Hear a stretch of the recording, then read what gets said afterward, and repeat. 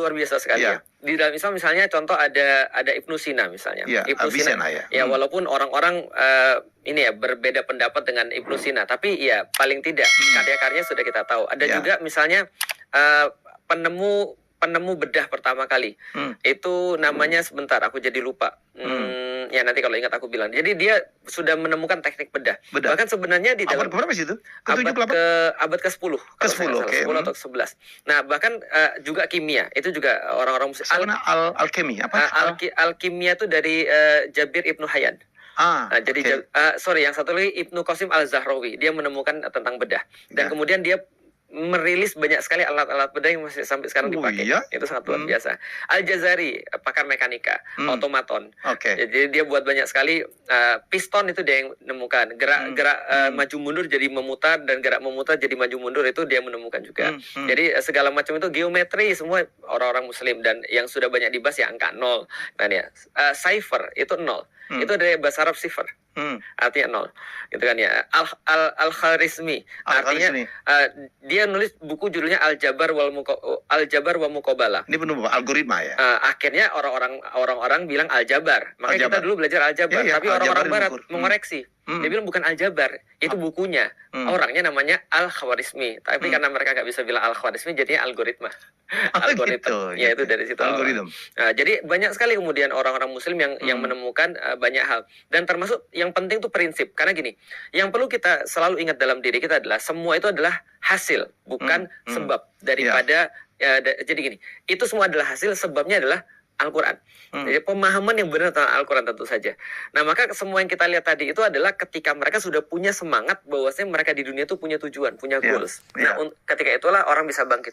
Gampangnya gini, kalau ada ulama yang bilang kebangkitan itu tergantung ideologi. Selama satu bangsa punya ideologi, dia akan bangkit. Tapi kalau satu bangsa nggak punya ideologi, dia nggak akan pernah bakal bangkit. Contoh, Jepang itu nggak punya ideologi. Walaupun dia canggih, tapi dia nggak punya ideologi. Amerika, bukan Amerika, dulu Inggris punya ideologi, maka dia bangkit. Cina punya ideologi, maka dia bisa bangkit. Tapi kalau kita belum diinstal ideologi, kita nggak bakal bangkit. Nah pertanyaan ideologi itu apa? Cara pandang manusia. Cara pandang terhadap kehidupan. Ustaz Felix bisa komentar. Sekarang negara-negara yang menggenggam kemajuan dunia ya dalam teknologi dan sebagainya kan didominasi oleh negara-negara yang agnostik ya. Betul. Yang tidak percaya dengan agama. Betul ya? Betul. Kita lihat Jepang, Korea, sebagian negara Eropa, Amerika. Ini fenomena apa lagi ya yang terjadi? Saya lihat itu adalah sesuatu yang wajar aja. Karena gini sebenarnya, untuk menjadi pintar kita nggak perlu agama. Untuk menyelesaikan banjir itu kita nggak perlu agama. Untuk buat teknologi yang paling bagus, bisa buat pesawat, kita nggak perlu agama. Tapi untuk bisa bahagia kita mutlak perlu agama. Setuju. Nah artinya gini, makanya kalau kita lihat pada negeri-negeri yang tadi itu pasti ada tumbalnya tuh.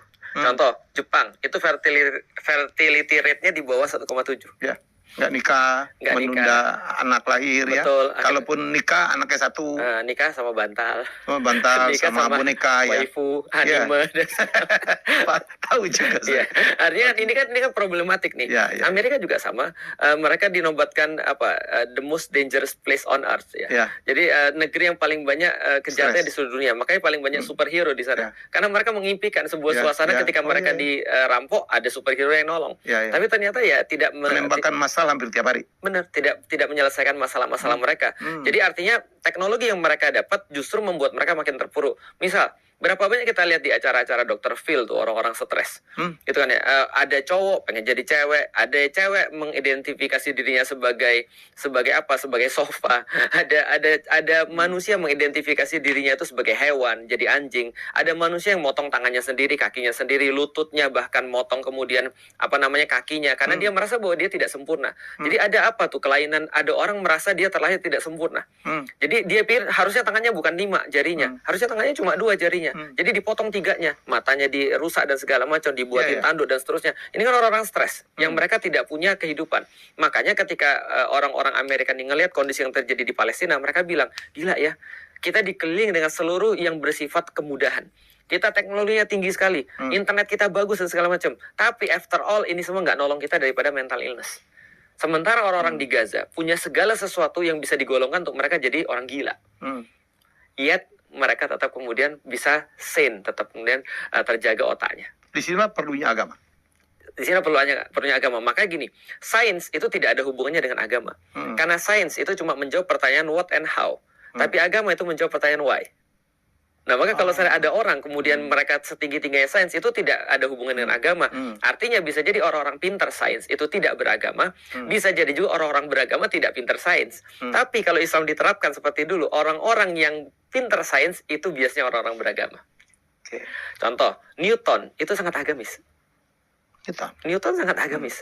Dia sangat agamis. Galileo Galilei itu sangat agamis. Siapa lagi misalnya? Nikolaus Kopernikus itu sangat agamis. Cuma mereka ditentang oleh gereja. Gara-gara gereja pada saat itu mengatakan bahwa mereka punya teori tentang bumi. Bahwasanya bumi adalah pusat tata surya, geosentris. Lalu kemudian bumi itu misalnya datar, tidak bulat dan segala. Atas kemudian doktrin-doktrin teologi. Nah, ketika doktrin-doktrin teologi ini kenapa perlu dijaga? Karena kalau ini doktrin teologi salah, maka doktrin-doktrin dia untuk membenarkan raja juga salah. Maka kan yang memberikan pembenaran kepada raja siapa? Gereja. Nah, maka ketika salah, habis juga semuanya. Tapi yang perlu kita ketahui adalah bahwasanya kebenaran itu bisa untuk dicapai oleh siapa? Hanya orang-orang berpikir. Artinya, orang-orang yang beragama itu harusnya pintar untuk bisa mengakses sains. Kalau nggak bisa. Menarik. Oke, saya mau ganti topik nih. Jadi dulu, mungkin kalau puncak Islam itu ya, di mana dia bisa menguasai hampir sebagian dunia, itu adalah zaman Utsmani ya. Utsmani yang paling luas. Yang diawali oleh Al-Fatih ya. Waktu meruntuhkan Konstantinopel. Konstantinopel, betul. Saya nonton tuh filmnya. Wah, keren banget tuh Konstantinopel. Betul. Boleh cerita dong, Ustaz? Iya. Jadi gini, kalau Utsmani itu sebenarnya dimulai dari Utsman Ghazi. Jadi Utsman Ghazi itu sekitar tahun awal-awal 1300-an ya. 1299 atau jadi nggak ada hubungan dengan Utsman bin Affan ya? Tidak ada hubungannya. Cuma namanya aja sama. Utsmani ya. Utsmani. Bahkan kalau dilihat dari segi genealoginya itu jauh sekali. Karena kalau kita lihat genealoginya, waktu juga jauh sekali ya? Rentang waktunya jauh. Kalau Utsman bin Affan itu 600-an, 632. Abad ke-7. Abad ke-7. Sedangkan ini abad ke-15. Nah, kalau Utsman Ghazi itu abad ke-13 bahkan lahirnya. Nah, maka orang ini adalah genealogi orang Turki itu bahkan bukan orang Arab. Jadi orang Turki ini kan lebih ke Eropa ya sebenarnya. Origins orang Turki itu justru di kalau sekarang Asia Timur. Asia Timur. Semua tempat-tempat yang namanya tan itu. Stan countries. Ya, Turkistan, Stan countries. Ya, Kazakhstan, Uzbekistan. Betul, dataran Turkik namanya. Jadi mereka dulu punya Turkic tribe, makanya kalau sekarang orang Cina itu punya Xinjiang. Xinjiang itu termasuk bagian daripada origins of Turks. Itu adalah dari sana. Nah, kalau kita dan looknya lebih Eropa ya? Face-nya ya? Betul. Karena kenapa? Karena Eropa itu sebenarnya satu genealogi. Semua bangsa-bangsa utara yang terkenal sadis dan bengis itu adalah keturunan Yafetik. Yafetik itu adalah salah satu anak daripada Nabi Nuh. Nah, itu Yafetik, itu yang keturunan ganas-ganas. Maka film-film apapun Northern Tribe itu pasti ganas. Attila the Hun. Apalagi itu Asterix dan Obelix itu keturunan utara juga tuh. Film God, Game of Thrones, White Walker itu kan dari utara juga tuh. Jadi semua utara-utara tuh ngeri. Sadis-sadis ya. Ya, karena ada benteng kan dulu yang membatasi dunia dari utara ke selatan supaya nggak. Lord of the Ring itu juga orang utara. Orc tuh utara tuh. Nah, maka orang-orang utara ini akan muncul sebagai bangsa-bangsa yang salah satu adalah bangsa-bangsa Turkik. Nah, bangsa-bangsa Turkik ini nantinya akan berkenalan dengan Islam. Nah, ketika berkenalan dengan Islam, maka mereka ngefans lah dengan Islam. Nah, dan ngefans itu keterlaluan. Dengan simbolis-simbolis yang luar biasa. Keterlaluan, sangat benar-benar kafah kalau zaman sekarang tuh. Lebay. Ya, benar lebay. Karena jadi lebih Islami daripada orang-orang Arab. Mereka lebih semangat untuk futuhat, mereka lebih semangat untuk lebih fanatik lah ya. Lebih fanatik dengan Islamnya. Nah, karena itulah salah satunya pendirinya namanya Utsman Ghazi. Nah, Utsman Ghazi ini sebenarnya hidup di dalam masa ketika masih waktu itu ya terjadi banyak kekuasaan. Salah satunya The Great Saljuk kan. Saljuk orang Turki juga sebenarnya. Nah, Utsman Ghazi ini mengumpulkan kemudian bangsa-bangsa atau kaum-kaum bani-bani yang tersisa, kabilah-kabilah yang tersisa, kemudian dia membentuk yang namanya Utsmani tadi. Dari sebelum-sebelumnya ada, dia bentuk jadi satu. Nah, Kesultanan Utsmani muncul dari situ, tapi belum kekhilafan Utsmani. Karena kekhilafan Utsmani nanti baru muncul setelah Selim mengambil alih dari Mesir, dari kekhilafan Abbasiyah. Nah, ketika Osman Ghazi kemudian terus-menerus, itu ekspansi udah terjadi, Mas. Karena sebenarnya orang-orang Utsman itu cuma kayak apa ya? Semua orang Turki itu ada kayak satpam sebenarnya. Satpam bagi kekhilafan Abbasiyah. Jadi Abbasiyah ini udah males. Karena udah golden age, mereka sudah mulai malas untuk ekspansi, maka perbatasan-perbatasan tuh mereka minta orang-orang Turki yang jaga. Karena orang-orang Turki ini kuat-kuat sekali.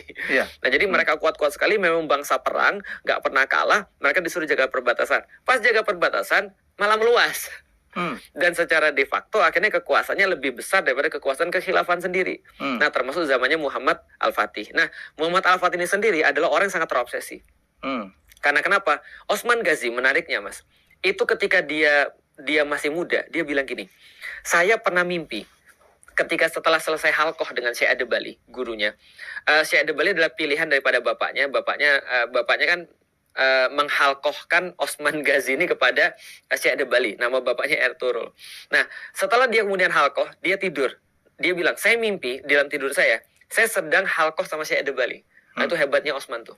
Dia mimpi aja masih ngaji. Kalau kita ngaji sampai tidur gitu kan. Jadi dia tidur sampai mimpi ngaji. Dia bilang, dari guruku itu Syekh Ad-Dabali, keluar bulan sabit dari dadanya.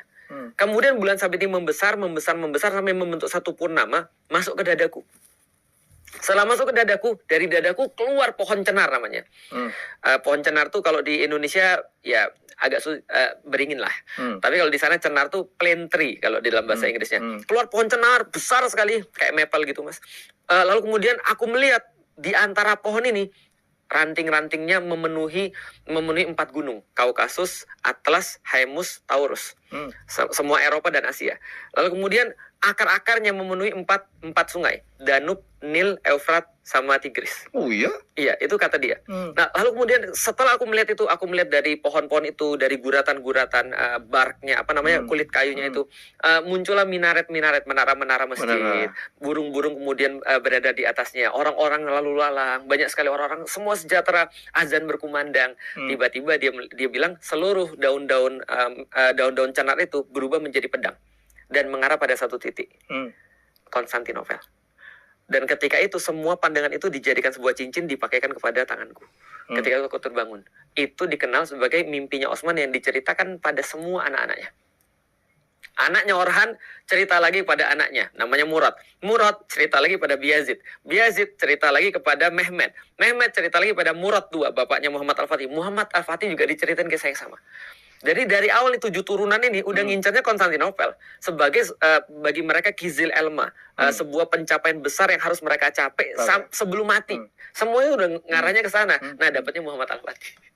Baru berhasil ya. Baru Jadi berhasil. di generasi ke-7 baru. Generasi ke-7. Kisahnya panjang banget. Ya. Tapi baru Muhammad Al-Fatih memang dari awal udah dididik oleh bapaknya. Kebiasaan orang Turki, mereka mencarikan ulama terbaik untuk anak-anaknya, untuk supaya anak-anaknya itu paham tentang maunya kemana. Nah, Muhammad Al-Fatih ini dari umur 12 tahun ketika dia akan jadi sultan pertama kali, dia ditanya program kerjanya apa? Dia bilang menaklukkan Konstantinopel. Bayangin ada anak 12 tahun zaman sekarang naik menaklukkan Konstantinopel, diketahuin orang. Akhirnya lengser naik lagi umur 19 tahun dengan rencana-rencana sudah sangat matang. Yang lebih matang. 2 tahun kemudian Konstantinopel takluk. Yang dulu katanya impossible bisa ditaklukkan ya. Iya, kalau kita lihat sekarang memang impossible. Ya. Sampai sekarang kalau misalnya orang-orang pergi ke Istanbul, orang bisa lihat itu dindingnya itu lapis 3 dan tingginya total 18 meter. Iya. Jadi itu nggak mudah. Apalagi gini, bukan hanya orang Muslim yang pengen kota Konstantinopel, semua orang pengen. Dan kota Konstantinopel nggak pernah jatuh kecuali sekali. 1204 itu jatuh ketika perang salib. Jatuhnya oleh siapa? Oleh orang-orang Kristen Katolik. Karena mereka mau minta untuk, misalnya kan gini, orang Ortodoks minta mereka untuk ngelawan orang Muslim. Nah, mereka datang sana untuk recharge perbekalan lah. Ya. Sampai di sana malah di looting, malah dijarah. Dijarah. Nah, makanya udahlah, itu jatuh hari 1204. Tapi jatuh yang benar-benar proper itu baru 1453. Tapi itu saya nonton ya Konstantinopel seriesnya. Gila itu. Ya. Menggunakan strategi. Saya masih ingat tuh. Betul. Memindahkan perahu ya. Ya, 72 kapal. 72 kapal dinaikkan ke darat. Betul. Mereka menggunakan teknologi sederhana. Betul. Pakai lok kayu. Pakai lok kayu yang dibasahi dengan dengan lemak daripada binatang. Jadi dia bisa digeser tuh. Betul. Jadi itu taktik strategi yang tidak pernah terpikirkan sama sekali. Itu yang kita bilang bahwa ulama zaman dulu tidak terpisah. Pertama, yang menentukan tanggal penyerangan itu adalah Syekh Aksyamsuddin. Aksyamsuddin ini multi talent, dia polimat. Dia ahli herbal, dia ahli astronomi. Oh ya? Iya, dia ahli sejarah dan dia ahli juga fisika terapan. Jadi dia ahli fisika terapan. Muhammad Al-Fatih sendiri belajar pada banyak sekali syekh, termasuk Aksyamsuddin. Ya? Nah, yang menentukan Aksyamsuddin. Yang menarik banget adalah kejadian kenapa ditentukan di situ, karena tampaknya kemungkinan besar Syekh Aksyamsuddin sudah memprediksi tanggal 22 Mei itu terjadi gerhana matahari. Ada gerhana matahari. Nah, itu bisa dicek sekarang di Google. Gerhana matahari tanggal 22 Mei 1453. Itulah tanggal penyerangan. Itu termasuk tanggal penyerangan. Dan di waktu itu benar-benar menghancurkan moralnya orang-orang Konstantinopel. Kenapa? Karena mereka bilang gini, lihat ada bulan sabit di atas Hagia Sophia. Jadi matahari Turki kan matahari ketutup jadi sabit di atas Hagia Sophia. Padahal itu fenomena alam lah ya. Fenomena alam. Tapi orang zaman dulu kan jadi takut karena mereka nggak ngerti kan. Ini Tuhan udah ninggalin kita nih. Ini tanda-tanda alam macam apa nih kan gitu kan. Jadi pasukan Muhammad Al-Fatih moralnya naik, mereka moralnya turun. Nah, itu kan ya nama sejarah. Nah, itu astronomi. Yang kedua, Muhammad Al-Fatih ketika belajar sama dia itu juga ahli fisika terapan. Dia buat mortar. Muhammad Al-Fatih invent 4 atau 5 alat perang ketika pembebasan Konstantinopel. Salah satunya adalah siege tower, yang kedua adalah mortar. Itu Muhammad Al-Fatih yang invent ketika pembebasan Konstantinopel. Sebelumnya mereka invent the Great meriam besar itu ya? Iya betul. Jadi meriam besar yang akhirnya panjangnya berapa? Ada yang 4 meter, ada yang 8 meter. Sekali muntah berapa ratus kilogram batu yang ditembakkan. Nah, jadi kita nggak membedakan sama sekali antara dunia dan akhirat. Nah, itu Muhammad Al-Fatih. Tapi kalau di-summarize, apa sih kehebatan kejeniusan Muhammad Al-Fatih di antara kejeniusan yang lain? Dia bisa bahasa, dia punya buku puisi, dia bisa fisika terapan, dia jago sejarah, dia juga jago segala macam. Tapi di antara yang lain, jeniusnya dia di mana? Dia IO, logistik. Muhammad Al-Fatih itu jenius logistik. Leader yang baik. Iya, leader yang baik. Dia jenius IO. Dan menaklukkan Konstantinopel usia 21 tahun. 21 tahun. Makanya di Indonesia banyak sekali yang makan anaknya Al-Fatih ya. Iya betul. Alhamdulillah setelah kemudian kita nulis buku itu banyak orang terinspirasi akhirnya menjadikan namanya Muhammad Al-Fatih. Tapi saya membahas itu bukan untuk nostalgia sejarah. Saya cuma pengen ngasih tahu bahwasanya sejarah tuh punya pola. Kalau kita ngulangin pola itu kita akan jadi orang yang sama. Minimal kalau misalnya kita benar-benar perhatian dengan Al-Quran dan kita menjadi orang-orang yang terpengaruh dengan Al-Quran, kita akan sampai pada titik yang sama. Minimal akan begitu. Jadi sebenarnya kalau kita lihat leader-leader masa lalu ya, apakah ilmuwannya, apakah penemunya, apakah leadernya, mereka menguasai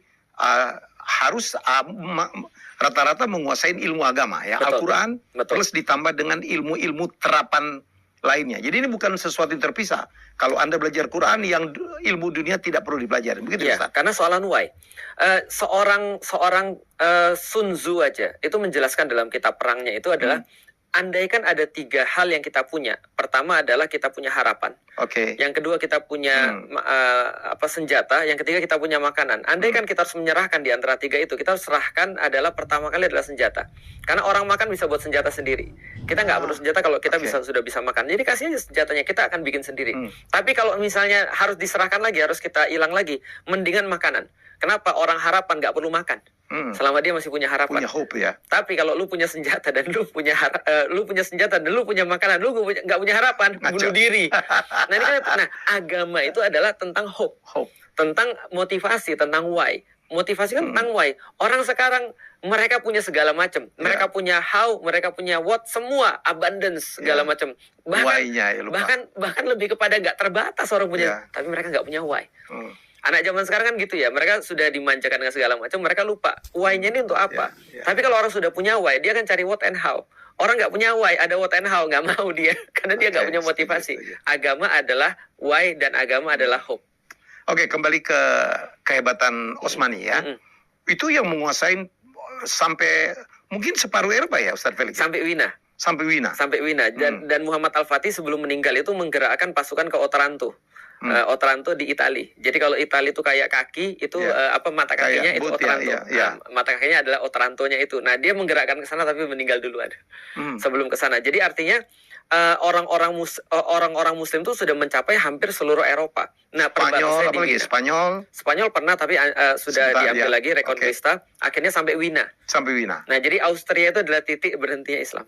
Makanya saya pernah nonton satu karya ya, saya nggak perlu sebut, bahwa di situ digambarkan, wah orang Austria itu benci sekali dengan Islam. Oh jelas, jelas benci. Yang menarik lagi gini, ada satu video di Instagram baru tahun ini muncul, Why We Need Ottoman Culture. Kenapa kita perlu tradisi-tradisi Utsmani? Contoh misalnya ketika Ramadan, tradisi Utsmani itu sangat luar biasa. Misalnya ketika Ramadan itu ketika buka puasa mereka akan buka pintu rumah supaya orang-orang yang di jalan yang nggak punya buka puasa ataupun orang-orang yang miskin mereka bisa masuk untuk berbuka puasa bersama keluarga itu. Tradisi Utsmani lagi misalnya di jalan-jalan mereka senantiasa menyediakan satu batu isinya ada duit bisa dimasukin situ atau makanan bisa digantungin di pohon dan segala macam untuk orang-orang makan yang nggak punya. Itu tradisi Utsmani. Tradisi Utsmani lagi misalnya bahkan untuk hewan, setiap ada air mancur dibuatin tempat minum burung, tempat minum anjing, tempat minum kucing. Maka sampai sekarang di Istanbul anjing kucing bebas. Karena itu adalah hewan-hewan yang punya perut, yang memberi makannya adalah mendapatkan pahala. Bahkan ya tradisi Utsmani di mana-mana kalau di jalan-jalan tuh ada cekungan tuh untuk air juga tuh, untuk bukannya di air mancur. Gitu ya? Betul. Jadi orang bilang ngapain sih air menggenang di sini? Oh, ini on purpose, bukan kayak di Indonesia gak purpose, gitu kan ya. Nah di situ purpose, maka hewan-hewan bisa minum dari sana. Nah itu tradisi. Tapi tiba-tiba komen di bawahnya tuh, Masya Allah, kami tidak perlu tradisi Utsmani, karena kami sudah berapa ratus tahun dijajah oleh Utsmani, kami sudah berapa ratus tahun dihinakan oleh Utsmani dan seterusnya dan seterusnya dan seterusnya. Akhirnya ya bagi mereka kita adalah penjajah. Tapi sebenarnya kita perlu membedakan, ada beda antara penjajah dengan pembebas. Mental orang Muslim itu harusnya pembebas, bukan penjajah. Apa bedanya penjajah dengan pembebasan? Gampang. Kalau penjajahan dalam bahasa Arab istikmar, dalam bahasa Inggris berarti ya kolonialisme gitu kan ya. Itu adalah senantiasa kalau dia menjajah satu tempat, dia pasti akan ngambil untuk ditaruh di tempat yang utamanya. Nah, maka itu yang terjadi pada Romawi, itu yang terjadi pada Persia dan segala macam, nggak dikembangkan. Tapi pembebasan adalah setiap daerah akan berkembang. Maka indahnya Islam adalah begitu kemudian Islam futuh kepada satu negeri, biasanya negeri itu jadi ibu kotanya. Islam membebaskan Persia, malah ibu kotanya pindah ke sana. Islam membebaskan Konstantinopel, ibu kotanya pindah ke sana. Islam sebelumnya membebaskan Mesir, ibu kotanya pindah ke sana, dan seterusnya dan seterusnya dan seterusnya. Jadi justru nggak mengambil semua SDA-nya untuk ke tempat nggak sentralisasi. Nggak ngeruk gitu ya? Ya nggak ngeruk, nggak menyebabkan orang tuh jadi kehilangan haknya, tapi justru memberikan seluas-luasnya. Maka zaman dulu dalam beberapa kitab itu ya beberapa tempat tuh minta untuk dibebaskan oleh Islam, termasuk Konstantinopel. Di akhir-akhir masa itu mereka bilang gini, kami lebih suka melihat sorbannya orang-orang Turki daripada melihat topinya orang-orang Vatikan. Bizantium. Iya, Bizantium ngomong begitu karena waktu itu kan terjadi skism antara Kristen Ortodoks sama Kristen Katolik. Itu yang terjadi itu. Menarik ya. Menarik. Gitu ya, mereka lebih suka lihat orang Muslim daripada lihat saudara Katoliknya sendiri. Ya, karena berkembang ya. Karena tadi mereka punya trauma ketika 1204 itu, ketika dihabisin seluruh Konstantinopel, terus kemudian Hagia Sophia jadi kandang kuda dan seterusnya. Itu kan pernah terjadi juga. Yang saya kan pernah ke Spanyol ya. Yang satu negeri yang juga cukup lama dikuasai oleh Muslim. oleh Islam ya. Islam itu senantiasa investasinya adalah non fisik. Senantiasa. Makanya di dalam Al-Quran konsisten, walal akhiratu khairul laka minal ula, bahwa sesungguhnya akhirat itu lebih penting daripada dunia. Artinya non fisik selalu lebih penting. Iman itu adalah perkara non fisik. Kalau imannya nggak selesai, maka tidak bisa memunculkan amal soleh.